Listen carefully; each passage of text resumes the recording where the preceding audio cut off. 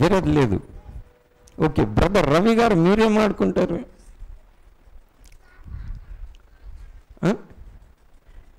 ఇంకెవరైనా చెప్పొచ్చు. దేవుడు మిమ్మల్ని అడిగాడు అనుకోండి, ఒక కోరిక ఆఫర్ ఇస్తాను నేను మిమ్మల్ని, ఏం అడుగుతారు మీరే? రవి బ్రదర్ గారు ఏం చెప్తలేరు. బన్నీ నువ్వేం అడుకుంటావు? బన్నీ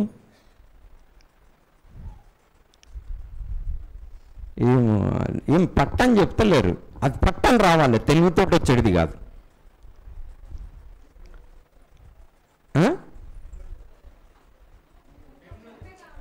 ఎవరైనా చెప్పొచ్చు. ఆయనను ప్రేమించాలి, అయ్యగారు ఆయనను ప్రేమించాలని. అమ్మా సమయోచితమైన జ్ఞానం ఇవ్వాలని. ఓకే, మనం వేరే వేరే విషయాలన్నీ చాలా చక్కగా మీరు కోరుకున్నారు.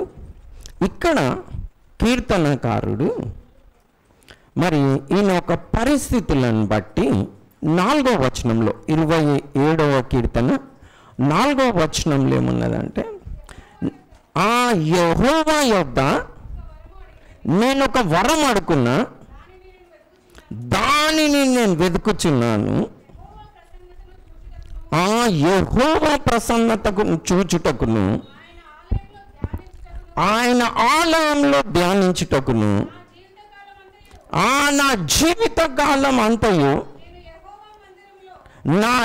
నేను యెహోవా మందిరంలో పరవశింపగోరుచున్నాను. ఇది ఆయన ఒక వరం అడుకున్నాడు.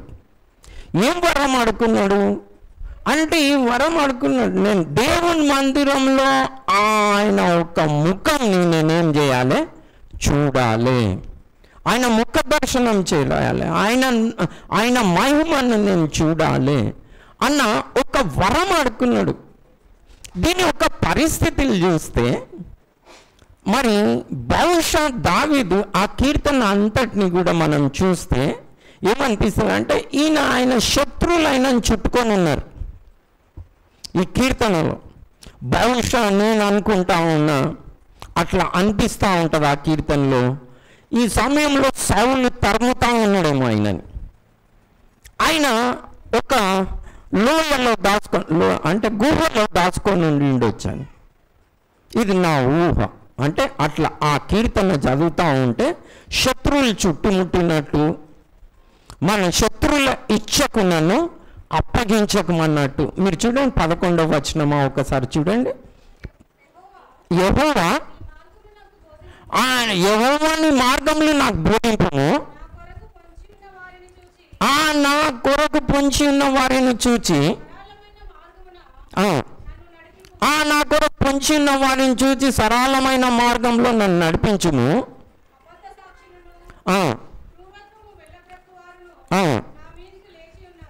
ఎవరు?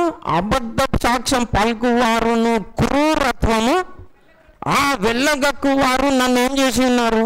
పొంచి ఉన్నారు, చుట్టుకొని ఉన్నారు. నా విరోధుల ఇచ్చకు నన్ను అప్పగింపకు. ఈయన ఏం అడుగుతా ఉన్నాడు? ఇలాంటి ఒక పరిస్థితులలో అంటే ఈయనని మరి శత్రువులు చుట్టుముట్టుకొని ఉన్నారు, మరి అబద్ధ సాక్ష్యం పలుకుతూ ఉన్నాడు, క్రూరుల చేతుల మధ్యలో ఉన్నాడు. అంటే బహుశా సౌలు అయి ఉండొచ్చు అని. ఎందుకంటే సౌలు ఆయనని ఏం చేస్తూ ఉన్నాడు? తరుముతా ఉన్నాడు. తరుముతా ఉంటే ఈయన తప్పించుకొని తిరుగుతూ ఉన్నాడు. బహుశా ఒక గుహలో ఉండొచ్చు. అంటే ఈ పరిస్థితిని చూస్తే అలా అనిపిస్తూ ఉన్నది. సో ఈయన ఆడుకుంటున్నది ఏంటంటే, ప్రభువా నువ్వే కదా నన్ను అభిషేకించావు, నేను అభిషేకించమని కూడా నువ్వే అభిషేకించావు. మరి నేను ఇజ్రాయెల్ కష్ట సమయంలో ఉంటే మళ్ళీ గోలియాత్ని చంపడానికి నువ్వే నాకు బలం ఇచ్చావు, నేను చంపాను. కానీ ఇప్పుడు నా పరిస్థితి ఏమైంది? అన్నీ తరుముతా ఉన్నారు అందరు. అలాంటి ఒక స్థితిలో ఆయన ఏం ఆడుకుంటా ఉన్నాడంటే, ప్రభా నాకు ఎప్పుడు రాజ్యం ఇస్తావు, నేను ఎప్పుడు సింహాసనం మీద ఉంటా, ఎప్పుడు నేను మరి రాజునైపోయి ఏలుబడి చేస్తా, సుఖంగా ఉంటా, నాకు ఈ కష్టాలు పోతాయి అని నాకు ఆలోచనలు. ఇలాంటి ఒక పరిస్థితిలో ఒకవేళ సౌలైనా వేరే వాళ్ళైనా, కానీ పరిస్థితులు మాత్రం ఇవే. అలాంటి ఒక పరిస్థితులలో కూడా నీకు కూడా అలాంటి ఒక పరిస్థితులు సంభవిస్తుండొచ్చు. ఎటుపోతున్న పరిస్థితి అన్నమాట. శ్రమలు చుట్టుకుంటూ ఉండొచ్చు, అబద్ధ సాక్ష్యములు పలుకుతూ ఉండొచ్చు, మిమ్మల్ని తరుముతూ ఉండొచ్చు, వేధిస్తూ ఉండొచ్చు. అలాంటి సిచ్యువేషన్లో మీరుంటే మీరు చేయవలసిన పని ఏంటంటే ఒక్క పని చేయాలి. ఏం పని చేయాలి? యెహోవా నాకు ఇవన్నీ వద్దు, నువ్వు అభిషేకించావు రైట్, నేను రాజుని కావాలి రైట్, కానీ నాకొద్దు. నా కోరిక ఏముంది, నా వరం ఏందంటే ప్రభా నేను నీ మందిరంలో నీ ముఖ దర్శనము చేయాలి. నా జీవిత కాలం అంతా ఎక్కడ ఉండాలి? యెహోవా మందిరంలో నివసించాలి. అది నా ఒక్క కోరిక. నిజంగా చాలా వండర్ఫుల్ కోరిక అయినది. సో మన జీవితంలో కూడా మనం సేఫ్టీగా ఉండాలంటే మనం కూడా నిజంగా మరి మన నిత్యత్వం అంతా, మన అమరత్వం నిత్యత్వం అంతా కూడా నిజంగా సంతోషంగా ఉండాలంటే ఏ కోరిక ఉండాలి? ఒక వరం ఆడుకోవాలి. ఏమని? తండ్రి నీ సన్నిధిలో నీ మందిరంలో నేను చిరకాలం ఏం చేయాలి? మన ప్రార్థనలు చూస్తే మనం అనుకోవచ్చు నేను క్వశ్చన్ అడిగినా కాబట్టి మీరు ఏది మంచిగా ఉంటుంది అని. కానీ మనం అనుదినం చేసే ప్రార్థనలు ఎలా ఉన్నాయి? ఈయన అడుకుంటున్నాడు ఒక వరం, ఈయన ఒక ప్రార్థన అయినది. ఈయన ప్రార్థన ఏంటి? నేను యెహోవా యొద్ద ఏం చేసినా ఒక వరం అడుకున్నా. ఏం వరం అంటే ప్రభువా నేను నీ మందిరంలో చిరకాలం జీవించాలి, నీ ముఖ దర్శనం నేను చెయ్యాలి. నిజంగా మరి మీ పరిస్థితులు ఎట్లా ఉన్నాయో నేను మళ్ళీ అలాంటి పరిస్థితులలో నుండి వెళ్తున్నప్పుడు నిజంగా మరి నేను కూడా ఒక పాఠం నేర్చుకున్నా. నిజంగా నన్ను నేను ప్రశ్నించుకున్నా, నన్ను నేను పరీక్షించుకున్నా. దేవా నువ్వు నాకు అలాంటి ఆఫర్ ఇస్తే నేనేం అడుకుంటా అని. నిజంగా అలాంటి ఒక వరం అడుకుందామని నాకు రాలే. ఇలా కూడా ఉంటుంది, నేను ఒక సేవకుని కావాలి, గొప్ప మందిరం కట్టాలి, చాలా మంది రావాలి, టీవీలో రావాలి, వ్యూస్ రావాలి, పాటలు రాయాలి, పరిచర్యనే ఎన్నో వస్తాయి. కానీ అభిషేకించబడ్డ దావీదు నిజంగా ఏం కోరుకుంటా ఉన్నాడు? అన్నీ రైట్ ఆయనకి, కానీ నాకు చాలా బలపరచబడ్డా. మీకు కూడా ఎన్నో కోరికలు ఉంటుండొచ్చు, మనం మార్మనసు పొందాలి, అలా అడుకోవాలి దేవుణ్ణి. ఒక వరం అడిగితే అది మన మనసులో ఉన్న అన్ని దయ్యాలను వెళ్ళగొట్టేస్తుంది కదా. ఎందుకు? మన కోరిక చెప్పేస్తుంది. మన మనసాక్షి మనకు అబద్ధం ఆడుతుందా? మనం ఎలాంటి వారో అని చెప్పేస్తుంది. సో ఎంత మంచి దేవుని వాక్యం అనేది ఖడ్గం లాంటిది. రెండంచుల ఎలాంటి ఒక ఖడ్గం కన్నా వాడిగలది. మన హృదయాన్ని, తలంపులని, ఆలోచనలను పరీక్షింపజేస్తుంది. పరీక్షింపజేసి మనకు ఎక్స్రే చూపెడుతుంది. దేవుని వాక్యమే చూపించగలుగుతుంది, వేరే వాళ్ళు చూపించలేరు. కానీ దేవుని వాక్యము ఆ లోతుకు దూసుకుపోయి మన హృదయంలో ఏముందో మనల్ని ఏం చేస్తుంది? పరిశోధిస్తుంది. సో మీరు ఇంక్లూడింగ్ మీ, నేను ఏం చేయాలంటే ఒక పాఠం నేర్చుకోవాలి. ఈయనకొక కోరిక. మిగిలిన అన్ని లోకంలో ఏవైనా ఆడుకోండి, ఏవైనా ప్రార్థన చేసి దావీదులాగా రాజుగాండి, సొలొమోను లాగా ధనఘనతలు సంపాదించుకోండి. కానీ చనిపోయిన దినం అవన్నీ ఏవైనా అక్కడికి వస్తాయా? ఎంతోమందిని దేవుడు రాజులంగా చేశాడు, యాజకులంగా చేశాడు. రాజులను చేస్తేంది, యాజకులంగా చేస్తేంది. యాజక ధర్మంని కోల్పోయారు. వారు దేవునికి వ్యతిరేకంగా జీవించి శాపగ్రస్తులైపోయారు. రాజులను చేశాడు దేవుడు. ఆ రాజులు ఏం చేశారు? ఇప్పుడు సౌలు రాజు ఉన్నాడు. ఏం చేశాడు? దేవుని మాటకి అవిధేయత జీవించి ఆయన రాజుగా చేసిన ఏం తెచ్చుకుంది శాపమే. సో మనల్ని దేవుడు ఏం చేస్తాడు అంటే చాలా మందికి షోక్ ఉంటుంది. ఏంటంటే దేవుడు నన్ను తలగా చేయాలి, తొక్కగా చేయకూడదు. ఓకే, చేస్తాడు, కానీ దానివల్ల ఏమవుతుంది నీకు? కాబట్టి ఒక్కటి మర్చిపోకండి. ఏంటది? ఒక్క వరం, ఒక క్వశ్చన్ వేసుకోవాలి మీరు రోజు ప్రార్థన చేసేటప్పుడు. ప్రభా, నువ్వు నాకు కనుక ఒక ఆఫర్ ఇస్తే, లేదా నేను ప్రభా దిస్ ఈజ్ మై ప్రేయర్, ఇది నా ప్రార్థన. నిజంగా మన ప్రార్థనలు అడగదు. ఒక వరం అడిగితే నన్ను చాలా బలపరిచింది ఈ విషయం. సో ఒకవేళ ఈ వరం అడుకోకుండా మీరు ఏమని అడుకోండి, అన్నీ చనిపోయే దినం ఏమన్నా వస్తాయా? బిల్డింగ్ ఆడుకోండి, కార్ ఆడుకోండి, బంగ్లా ఆడుకోండి, మంచి ఉద్యోగం ఆడుకోండి, ఇంకేమన్నా ఆడుకోండి. ఏమైతే చనిపోయిన దినంనా ఏమొస్తాయి? ఏం రావు. ఉట్టి చేతులతో వచ్చినాము, ఉట్టి చేతులతోటి పోతాం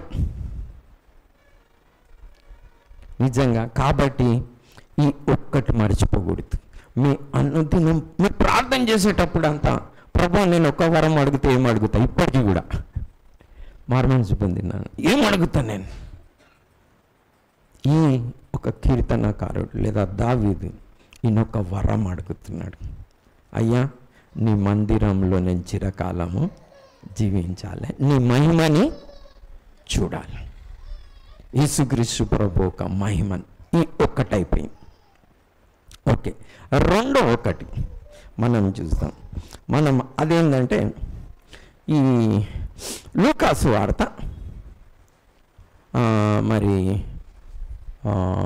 18వ అధ్యాయం 18వ వచనంలో ఇక్కడ ఒక అతను యేసుక్రీస్తు ప్రభు దగ్గరకు వచ్చాడు. మంచి ఉద్దేశంతో వచ్చాడు. ఏం అడుగుతున్నాడంటే, మరి నాకు నిత్య జీవం కావాలి. ఏం కావాలన్నాడు? నిత్య జీవం. మన అందరికీ కూడా ఆ ఆశ ఉంది అని చెప్పవచ్చు. ఇప్పుడు మనం చర్చికి వస్తే మీకు నిత్య జీవం కావాలన్నా అని నేను అడిగాను అనుకోండి, మీలో చేతులు ఎత్తని వారు ఎవరైనా ఉంటారా? అందరు చేతులు ఎత్తుతారు. సో ఈ ధనవంతుడు కూడా డిఫరెంట్ ఏం లేడు. ఈయన ధనం ఉన్నారు కానీ ఏం చేశాడు? యేసుక్రీస్తు ప్రభు దగ్గరికి ఏమని వచ్చాడు? నిత్య జీవం కావాలని. మనం చేసేది ఏమైనా కానీ ఆశ మాత్రం నిత్య జీవం కావాలి. అది సండే స్కూల్ స్టోరీలో చెప్తాడు కదా, ధనవంతుని లాజరస్ ఉపమానం చెప్తా ఉంటే ఒక సండే స్కూల్ అబ్బాయి అన్నాడంట, మరి నువ్వేం కావాలనుకుంటున్నారో బాబు, లాజరా ధనవంతుడా అంటే, నేను ఇక్కడ ఉన్నప్పుడు ధనవంతుని, చనిపోయిన తర్వాత లాజర్ని కావాలని అన్నాడట. అనుకోవచ్చు మనం తెలివి కదా. మనం అలా ఈయన కూడా ఏం చేశాడు? సేమ్ అలాంటి ఒక్క వ్యక్తిత్వం కనిపిస్తుంది. మీరు చదవండి స్టోరీ. ఆయన వచ్చి అడిగాడు, ప్రభా నిత్య జీవం పొందాలంటే నేనేం చేయాలి అంటాడు. అంటే ఆజ్ఞలను గైకో అని అంటాడు. అన్నిటినీ గైకుంటున్నా అంటే మీరు కూడా అనొచ్చు, అన్నిటినీ నేను కూడా గైకుంటున్నా అని. అయితే యేసుక్రీస్తు ప్రభు ఆయనకు చెప్పింది ఏంటంటే, నీకు ఒక్కటి కొదవగా ఉంది. ఏమని చెప్పాడు? ఎన్నో రాదు. ఏం కొద్దు అయినది? ఒకటి కొద్దు అయినది. నీ గుండె దేని మీద కొట్టుకుంటున్నదని నాకు తెలుసు కదా. అన్ని బాగున్నాయి. చర్చకు వస్తున్నారు, కానుకలు ఇస్తున్నారు, ఉపాసం ఉంటుండ్రు, సువార్త చెప్తున్నారు, అన్ని బాగా చేస్తున్నారు. కానీ గుండె దేని మీద కొట్టుకుంటున్నది. దాన్ని పాయింట్అవుట్ చేశాడు యేసుక్రీస్తు ప్రభు. ఏమని? నీకు ఒక్కటి కొద్దువ ఉన్నది, నీ ఆస్తి నమ్మి పేదలకి నన్ను వచ్చి వెంబడించు అన్నాడు. ఓకే, యేసుక్రీస్తు ప్రభు సేమ్ మాటలు మనతో చెప్పాడు అనుకోండి. ఎలిజబెత్ సహోదరి గారు, ఓకే ఉన్నది అమ్మేసుకో, నన్ను వెంబడించి సేవకు వచ్చేయాలి. ఏమంటారు మీరు? మోని తల అయితే ఊపుతున్నది, నాకు తెలియదు అలాంటి పరీక్ష వస్తే ఎలా ఉంటుందని. ఓకే అని అంటున్నది. కానీ మనం అందరం పరీక్షించుకోవాలి. నేను కూడా అలా ఓకే అన్నవానిలాగానే, మోనిలాగానే అంటాం. ఎట్లా పేతురులాగా ప్రభువా అందరినీ ఇచ్చినా, ఇంకా మనం చెప్తాం ఆయన ఆయన ఆయన ప్రభు. మన డేరింగ్, నా డేరింగే వేరు, నా త్యాగమే వేరు, నా లెవెలే వేరు ప్రభు. అందరినీ విడిచినా నేను నిన్ను వీడువా అంటాడు. ప్రభుకి అంతా తెలిసి హిస్టరీ, జాగ్రఫీ, సివిక్స్ కదా మన గురించి. అప్పుడు ప్రభు అంటాడు, వద్దు పేతురు వద్దు, జర నెమ్మదిగా ఉండు. ఈరోజు నువ్వు కోడి కూయకముందు 3 సార్లు బొంకుతావు అంట. ఉన్నది ఉద్దేశం, ఆశనైతే ఉన్నది, కానీ నిజంగా చేస్తున్నామా? ఆశ నాకు లేదా? 62 సంవత్సరాలు 32 సంవత్సరాల నుంచి పరిచర్యలో ఉన్నా. ఇలా చెప్పడం ఇలా చేయడం చాలా బాగానే తిరిగిన, కానీ గుండె దేని మీద కొట్టుకుంటుంది. నేను ప్రార్థనలు చేయలేదా, పాటలు పాడలేదా, వాయించలేదా, సేవ చేయలేదా, కానీ గుండె ఒక దాని మీద కొట్టుకుంటుంది. దేని మీద కొట్టుకుంటున్నది నీ గుండె? ఏమో అంటున్నారు చెల్లమ్మ, చెప్పండి. ధనం మీద కొట్టుకుంటుందా? అమ్మ దేవుడు మిమ్మల్ని దీవించింది కాక. ముందుగా వ్యాధి తెలిస్తే విడుదల ఆటోమేటిక్గా వస్తుంది. వ్యాధి తెలియలేదు అనుకో డేంజర్. సో ఈయన చెప్పిందండి, నువ్వు దేంతో బాధపడతా ఉన్నావు? ఏ ఒక్కటి నిన్ను వేధిస్తూ ఉంది? అది ధనమా, అది కామమా, అది సంగీతమా, సింహాసనమా, అధికారమా? సౌలుకి అన్ని మంచి గుణాలు ఉన్నాయి, కానీ అధికారం వదలబుద్ధి అయితే లేదు. సౌలు ఉన్నాడు చూడండి, ఏంటి ఆయన ప్రాబ్లం? ఆయన నిజంగా దావీదులాగా ఏదో ఇష్టపడి ఏమన్నా చేయలే, అధికారం పోగొట్టుకోద్దని వేరేలను చంపేసిండు. అంత హింసించాడు దేని కొరకు? అది ఏది? ఆ ఒక్కటి, వన్ థింగ్ ల్యాకింగ్. ఏది కొద్దుగా ఉన్నది నీకు? దేవుడు నిన్ను అది అడుగుతాడు. అబ్రహాంని పోయి 1000 గొర్రెలు అబ్రహామా అని అడగలే. తెలుసు దేవునికి అబ్రహాం గుండె ఎవరి మీద కొట్టుకుంటుందని. ఎవరి మీద కొట్టుకుంటున్నది? ఇసాకు మీద కొట్టుకుంటున్నది. ఇసాకుని నువ్వు పోయి ఏం చేసేసే, నీకు ఇష్టమైన ఇసాకుని బలిమని అట్లా అడుగుతాడు దేవుడు. నేను అట్లా అడుగుతున్నాడు. నువ్వు పరీక్షించుకో దేవుని సన్నిధిలో. ఏది నిన్ను వేధిస్తున్నది? ఏది నీకు కొద్దుగా ఉన్నది? లేదు, మంచి మనసు ఉన్నది, కావాలనుకుంటున్నావు, ఫైన్, కానీ నీకు ఏది కొద్దుగా ఉన్నది? నీ జీవితంలో దాన్ని విడిచిపెట్టు. నీ నంబర్ 1 ప్రయారిటీ ఏదవుతున్నదో దాన్ని త్యాగం. అది అడుగుతా ఉన్నాడు. ఈయన ఆ ఒక్కటి కొరకు ఏం చేసిండు? మట్టి కోసం మాణిక్యాన్ని పోగొట్టుకుండు. ఆ ఒక్కటి మంటి ఒక్కటి కొద్దుగా ఉంది. మీకు కూడా ఆ ఒక్కటి ఏదో అడుకోండి. ఒకవేళ కనుక ఆ ఒక్కటి అడుకోలేదనుకోని ఆ ఒక్కటే మీ ప్రాణంని తీయొచ్చు. ఈయనకి ఎన్ని కొద్దువలు ఉన్నాయి? ఒకటే. కానీ ఈయన వదిలిపెట్టుకోలే. ఆఫర్ ఎంత మంచి ఆఫర్ అని అంటే, ఇప్పుడు నేను చూస్తూ ఉంటే ఆ ఆఫర్ని మరి 12 మంది అపోస్తలులతో పాటు ఈయన కూడా ఒక సింహాసనం మీద కూర్చునేవాడు కదా. కానీ ఆ అవకాశం పోయింది. యూదాకి ఆ అవకాశం ఉండే. ప్రభుత్వం 3.5 సంవత్సరాలు ఉన్నాడు, కానీ ఆ అవకాశం ఏం చేశాడు? పోగొట్టుకున్నాడు. సో మీ డిజైర్ ఏంటి అంటే, మీ వరం ఏది అనుకుంటున్నారు? మీ కోరిక ఏంటి? దేవుణ్ణి ఏమి అడుగుతున్నారు? ఒకసారి ఆలోచించుకోండి. అది మీ ప్రాణాన్ని తీసే కోరికనా?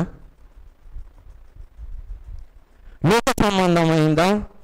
దాన్ని పొందుకొని ఏం చేస్తారు? ఒక దినం విడిచిపెట్టుకొని పోతారా? దాని కొరకు పరలోకాన్ని, దేవుని రాజ్యాన్ని, ప్రభుని వదులుకుంటారా? ఏది మీ ఒక కోరిక? ఏది మీకు ఒకటి కొద్దువైంది? ఏది నాకు ఒకటి కొద్దువైంది? ఉంటుంది. ఆ ఒక్కటి మనల్ని ఏం చేయొచ్చు? నరకానికి తీసుకుపోవచ్చు. చాలా భయంకరమైంది. సో మనం పరీక్షించుకుందాం. ఎందుకంటే మనం చాలా మట్టుకు ఏం చేస్తామంటే దాన్ని అట్లా ఆ కోరికలను అలానే పెంచుకుంటూ మిగిలిన అన్నీ చేస్తూ ఉండొచ్చు. అంటే పరిచర్య చేయవచ్చు. ఇప్పుడు మనం చదువుకున్నాం ధ్యాన భాగంలో, వీళ్ళందరూ పరిచర్య చేస్తున్నారు కదా. ప్రభు అనేటోళ్ళు అందరూ ఏం చేస్తున్నారు? 100% పరిచర్య చేస్తున్నారు. ఎందుకంటే ప్రభుకే చెప్తున్నారు, ప్రభువా నీ నామంలో మేమేం చేసినాము? దయ్యాలను వెళ్ళగొట్టినాం. నీ నామంలో అద్భుతాలు చేసినాం, ప్రవచించాం. Okay fine. కానీ ఏడికి పోయారు? పోయింది నరకానికి. ఎందుకు? ఏదో డిజైర్ ఉండుంటుంది యూదాలాగా. యూదాస్ ఇస్కరియోత్ కూడా ఉన్నాడు కదా, కానీ ఆయన కోరికలు వేరేగా ఉన్నాయి. కుట్ర ఏదైతున్నదో దాన్ని చేసుకుంటాడు. అందుకు నుంచి అక్రమం చేయవర్లారా అంటే, అక్రమం అంటే నేను చెప్పినట్టు చేయలేదు, పరిచర్యనైతే చేశారు. సో ఎంతోమందిని పరిచర్య చేసేటోళ్ళని చూడవచ్చు. మీరు కూడా నేను కూడా అదే మందిరానికి వస్తున్నాం, అదే ప్రభుని కొలుస్తున్నాం. కానీ ఆ కోరిక ఏంది నిన్ను వేధించేది? ఆ వరం ఏది అడుగుతున్నావు? ఒక్కసారి నువ్వు చేసి, ఎందుకంటే నా జీవితాన్ని మార్చిందని చెప్పినా కదా. ఏది కొదువుగా ఉందో మనం పరీక్షించుకోవాలి. దేంట్లో వీక్ ఉన్నామో దాన్ని జయించాలి ముందుగా. నేను ఎందులో వీక్ ఉన్నా? నా బలహీనత ఏంటి? బలహీనత ఉంటుంది, ఒకటి కొద్దుగా ఉంటుంది. ఆ బలహీనతను జయించాలి. అది ప్రభు మాట్లాడుతూ ఉన్నాడు మనతోటి. సో ఇది మన దేవుని వాక్యం కనుక అది అద్దం లాంటిది, దీపం లాంటిది, కత్తి లాంటిది. మన లోపలికి చొచ్చుకొని క్వశ్చన్ చేస్తుంది. క్వశ్చన్ చేసినప్పుడు దాని ఆన్సర్ ఏమొస్తుంది? మీరు పరీక్షించుకోవాలి. నేను పరీక్షించుకోలేను, ఎందుకంటే అవి మీకు తెలుసు, నాకు తెలుసు. మనము అలా పరీక్షించుకోవాలి ఒకటి. సో మీరు ఒకటి జ్ఞాపకం పెట్టుకోవాలి. ఒకటి జ్ఞాపకం పెట్టుకుంటే 4 ప్రశ్నలు వచ్చేస్తుంది. ఓకే, ఇప్పుడు మనము మరి ఇది అన్నిటికంటే ఇంకొకటికి వద్దాం. ఈ 10వ అధ్యాయంలో ఉన్నది లూకా సువార్త 10. ఇక్కడ మరియా మార్తా ఇద్దరు ఉన్నారు. మార్తానేమో ఏం చేస్తా ఉన్నది? అనేక వాటిల కొరకు చింతిస్తూ ఉన్నది. యేసుక్రీస్తు ప్రభు ఇంటికి వచ్చాడు అంటే బహుశా యేసుక్రీస్తు ప్రభు వచ్చాడే అని కాదు, ఇంకా ఏవేవో చింతలు కూడా ఉంటాయి. యేసుక్రీస్తు ప్రభు ఇంటికి వచ్చాడు కదా, కమాన్ మనం జర కాళ్ళు గిల్లి వేయమని అడిగేసి జర ఆడుకుందాము అని అనొచ్చు. ఇప్పుడు కదా చాలా మటుకు ప్రార్థన చేయండి అని అంటారు. నన్ను కూడా ప్రార్థన దేని కొరకు చేయాలంటే ఈ లిస్ట్ ఇస్తారు. అందులో ఏముండదు ఈ లిస్ట్. ఒక వారం ప్రభుని చూసేది కొత్తగా ఉన్న లిస్ట్ ఉండదు. మా బాబు అమ్మాయో ఏదో ఉండాలి, ఫస్ట్ రావాలనో చెయ్యాలనో ఏదో చెయ్యాలి, మాకు లేదు ఇల్లు లేదు, ప్రార్థన చేయాలి. ఈ లిస్ట్ మాత్రం చూడలే.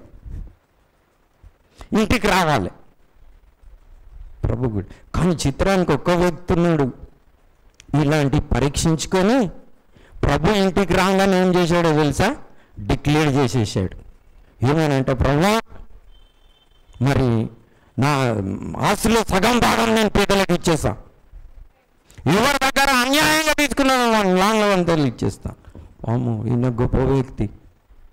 ఈయన ఏమనుకున్నారు? భయంకరమైన పాపి అనుకున్నారు.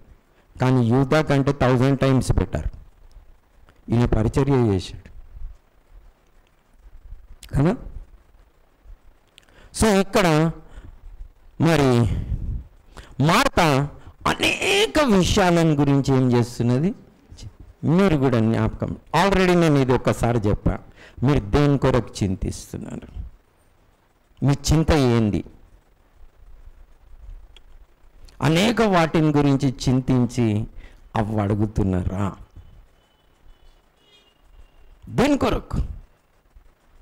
ప్రభుకి ఆహారం పెట్టాలి, మంచిదే, కానీ మీ చింత దేని మీద ఉంది?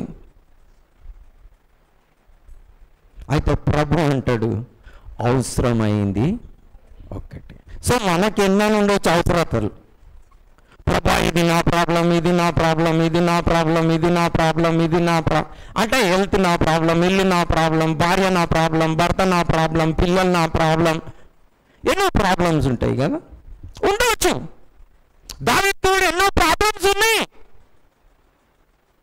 కానీ ఆయన అడుగున్న వరం ఒకటి, ప్రభా ఈ ప్రాబ్లమ్స్ని అందరినీ తీసేసాయి, సౌండ్ని తీసేసాయి, ఎందుకు ఇట్లా చేయాలి అని అడుక్కోలే ఆయన అడిగింది నేను, ప్రభా నేను నీ మందిరంలో ఉండాలి, that is my Dzire. So మనకు ఎన్నో ప్రాబ్లమ్స్ ఉంటాయి, ఎన్నో. ఏది నీ చింత? ఏది నిన్ను దేవుని నుండి దూరం చేస్తుంది? నీ ఒక నిత్యత్వంని, అమరత్వంని నీ నుండి దొంగలిస్తూ ఉన్నది. నీ నీతి కిరీటంని దొంగలిస్తూ ఉన్నది. ఏది నిన్ను చింత? నమ్మలేస్తుంటుంది అది. నమ్మలనియకు. నీకు అవసరమైంది ఒకటి. ఏ చింత నిన్ను నమ్ములుతా ఉన్నా అవసరమయ్యేది ఒకటి. అదేంది? నువ్వు ప్రభు సన్నిధిలో కూర్చొని ప్రభు మాట వినాలి. ఆమేన్. అవసరమైంది ఒక్కటే. ప్రభు చెప్పలే మీకు ఇవన్నీ ఉన్నాయమ్మా, అవన్నీ అవసరం. నువ్వు నా మాట విను, ఖాళీ నా దగ్గర కూర్చో. మిగిలినవి అన్నీ తానా ఉంటుంది. ఇప్పుడు భోజనం పెట్టాలి, ప్రభు భోజనం పెట్టలేడా? పెట్టవచ్చు. 5 రొట్టెలు ఏం చేయవచ్చు? 5,000 మందికి పెడతాడు. అందులో ఏమున్నది? ప్రభు చేయగలుగుతాడు. కానీ నువ్వు చింతించకు. కానీ నువ్వు చేయవలసిన పని ఏంది? ఆయన దగ్గర విని ఆయన మాటలు విను. ఎందుకంటే మానవులు బతికేది, నరులు బతికేది రొట్టె వలన కాదు, వారి జ్ఞానం వలన కాదు, వారి బలం వలన కాదు, కుయుక్తి వలన కాదు. మానవులు బ్రతికేది దేవుని నోట నుండి వచ్చు ప్రతి మాట వలన. రాజులు, మహారాజులు, గొప్ప వాళ్ళందరూ పోయిండ్రు. ఏడున్నారు? మహా తెలివి గలవారు అందరు పోయిండ్రు. కానీ మానవులు ఎలా బతుకుతారు? దేవుని నోట నుండి వచ్చు ప్రతి మాట. సో చాలామంది దేవుని పాద సన్నిధిలో కూర్చుంటారు, కానీ వీరి ప్రార్థనలు వేరు. ప్రార్థన అంటే, నేను ఒక విషయం చెప్తా, మీరు దయచేసి అపార్థం చేసుకోవచ్చు, ఎప్పుడైనా నన్ను కరెక్షన్ చేయొచ్చు, నేను మారుమనసు పొందడానికి రెడీ. చూడండి, ప్రార్థన అంటే నేను నేర్చుకున్నది దేవునికి డైరెక్షన్ ఇచ్చుడు కాదు. దేవుని నుండి డైరెక్షన్. ఆయననా తెలివిగలవాడు, మనమా? ఎవరైనా పోయి తెలివిగలవానికి డైరెక్షన్ ఇస్తారా? ప్రభా ఇట్లా చేయి, ప్రభా నా ప్రాబ్లం ఎట్లున్నది, నువ్వు సాల్వ్ చేయి. ఎట్లా చేస్తావో నాకు తెలియదు. ఆ ప్రాబ్లం నాతోటే ఉన్నదా కూడా నాకు తెలియదు. ఇప్పుడు మోషే ఉన్నాడు, గొప్ప ప్రవక్త కదా. ఆయన పోయి దేవుని సన్నిధిలో గడిపితే ఆయన ముఖం కాంతివంతంగా అయిపోయింది. అదే మోషే ఏం చేసిండు? యేసుక్రీస్తు దేవుడు అడ్వైజ్ ఇచ్చిండు, వద్దు నాయనా, ఇది మేడం జనాంగము, నువ్వు వీరిని వదిలేసేయి, నీ ద్వారా సంతానం కలగజేస్తా నేను అని అన్నాడు. లే ప్రభా, అయ్యయ్యో ఐగుప్తులు వింటే ఏమనుకుంటారు అని దేవునికి డైరెక్షన్ ఇచ్చిండు. ఎట్లా? 40 దినాలు ఉపవాసం ఉండి. ఎన్ని దినాలు ఉపవాసం ఉండి? ఎవరికి డైరెక్షన్ ఇచ్చిండు? దేవునికి డైరెక్షన్ ఇచ్చిండంటే డైరెక్ట్గా ప్రభా ఇట్లా చేయను, అట్లా చేయను, నువ్వు ఈ జనంని చంపక, ఈ జనంని చంపక, ఈ జనంని చంపక, ఈ జనం ఐగుప్తు రాజు ఏమనుకుంటాడు అని 40 దినాలు చేసిండు. దాన్ని ఎండులో ఏమంటాడంటే, నేనేం చేయాలో అది చేస్తా, వారి క్రియలో చెప్పున నేనేం చేస్తా, ప్రతిఫలం ఇస్తా, ఇక ఆపేసి వదిలేస్తాను నేను అన్నాడు. ఏం చేసుకున్నాడు? దేవునికి డైరెక్షన్ ఇచ్చి ఈయన కానానికి పోయేటైనా ఆకపోయాడు. ఎవరి గురించి ఆకపోయాడు? మళ్ళీ అంటాడు, మీ గురించే నేను కోపం తెప్పించే ఆ బండను కొట్టే ఇట్లా అయింది నా బ్రతుకు అంటాడు. తర్వాత దేవుణ్ణి పోయి అడుగుతాడు, ప్రభువా నేను పోతా కానానికి అంటాడు, నువ్వు ఈ విషయమే మాట్లాడకనైనా కేసు క్లోజ్ అయిపోయింది అంటాడు దేవుడు. మీరు ద్వితీయోపదేశ కాండం చదివితే తెలుస్తుంది ఈ స్టోరీ. సో డైరెక్షన్ ఇచ్చి ఏం చేసుకున్నాడు అంత గొప్ప దైవజనుడు దేవునికి? కానాన్ని దేవుడు. మనం ఏం చేస్తాము? సేమ్ చేసుకుంటాం. సో అవసరమైంది ఒక్కటి. ఆమె ఏం కాదు అవసరమైంది, ప్రభు పాదాల సన్నిధిలో కూర్చోవాలి, కానీ డైరెక్షన్ అడగాలి. ఏం అడగాలి? డైరెక్షన్. ప్రభు వచ్చాయి, అవసరమైంది ఒక్కటే, అది జ్ఞాపకం పెట్టుకోవాలి మనం. నా మైండ్ కాదు, నా బలం కాదు, నా ధనం కాదు. చాలామంది అలా యూజ్ చేసుకోవాలనుకో, నేను మార్చేస్తా, అలా చేసేస్తా, నా భర్తను మార్చేస్తా, భార్యను మార్చేస్తా, వాళ్ళని మార్చేస్తా. ఏం చేయలేవు, నా పైసా చేయలేవు నువ్వు. ఎవరు చేయాలి? చేస్తే దేవుడే చేయాలి. కొండ లాంటి బండ లాంటి మొండి హృదయాలను ఎవరు బద్దలు చేయాలి చెప్పండి నాకు. నేను చేస్తే ఏముందా, సుత్తి ఇరిగిపోతుంది. వేసి కుడతా ఉన్నాను అనుకో, సుత్తేనని ఇరిగిపోతుంది, నేనని ఇరిగిపోతా, కానీ అది మాత్రం ఇరగదు. కానీ ఎవరైనా మారాలంటే ఏం చేయాలి? నీకు అవసరమైంది ఒక్కటే, అది జ్ఞాపకం పెట్టుకోండి. మీకు అవసరమైంది ఒక్కటే. ఏ సమస్య నానుండని దేవుని సన్నిధికి పో, ప్రభుని అడుగు, ప్రభు చెప్పినట్టు చెయ్యి, నీ ప్రాబ్లం సాల్వ్ అవుతుంది. అనేక విషయాల గురించి చింతిస్తూ ఉన్నాం మనం, ఏమేమో అయిపోతుందని. నో, అవసరం లేదు నైనా. సో నీకు అవసరమైంది ఒకటే. నేను ఇప్పుడు ఎన్ని చెప్పినా, ఒక్క వరము, ఒక్కటి కొదవ, ఒక్కటి అవసరం అని చెప్పిన. లాస్ట్ మనం ఆత్మీయంగా ఎదగడానికి ఒక్క పని చేయాలి. ఏం చేయాలంటే ఫిలిప్పీయులకు రాసిన పత్రిక 3వ అధ్యాయంలో మనం ఇది చూస్తూ ఉన్నాం. ఒక్కటి మాత్రం నేను చేస్తున్నా, వెనుకున్నది మార్చి ముందున్న వాటి కొరకు నేనేం చేస్తున్నా, పరిగెత్తుతున్నా. One thing. మనం ఆ మాట చేద్దామండి. 3వ అధ్యాయంలో ఎన్నో వచనం? 13 చదవండి. సహోదరులారా, తలంచుకున్నాను, ఒక్కటి చేస్తున్నాను, వెనుకున్నది మరచి వేగిల పడుచు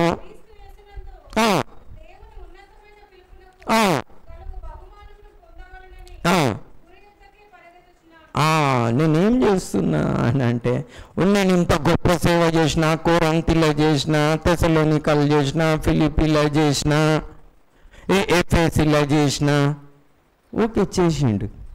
దాని మీద ఏం గొప్పగా చెప్పుకుంటలేడు. చాలాసార్లు అలా పరిచర్యలో గొప్పగా చెప్పుకొని మనం మోసపోతాం. ఈయన బోధించట్లో కూడా ఈయన మోసపోవట్లేదు. నేను బోధించేసిన అని అనట్లేదు.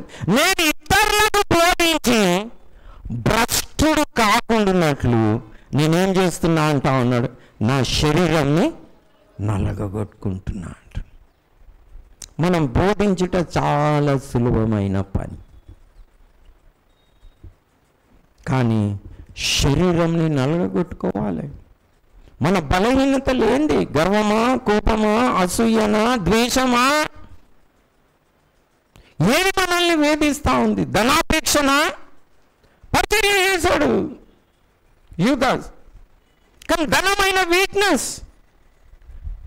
దేవుడు అభిషేకించాడు సౌలుని, సింహాసనమైన వీక్నెస్.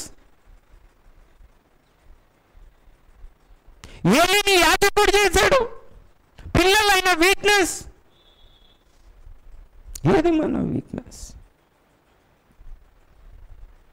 సో నేను ఒక్కటి చేస్తున్నా, ఈయన నేను బోధించేసిన, పరిచర్య చేసిన, అబ్రహాం అంటే లేడు, అవన్నీ తీసి పక్కకు పెట్టేసిన. ఇంకేమంటాడో తెలుసా? ఏమేమి లాభకరంగా ఉన్నాయో వాటిని పెంటతో వేయించిన. ఎందుకంటే నేను క్రీస్తుని సంపాదించుకోవడానికి. ఏం సంపాదించుకోవడానికి? క్రీస్తుని ఆయనను, ఆయన పునరుద్ధాన బలము నేను ఎరుగులాగా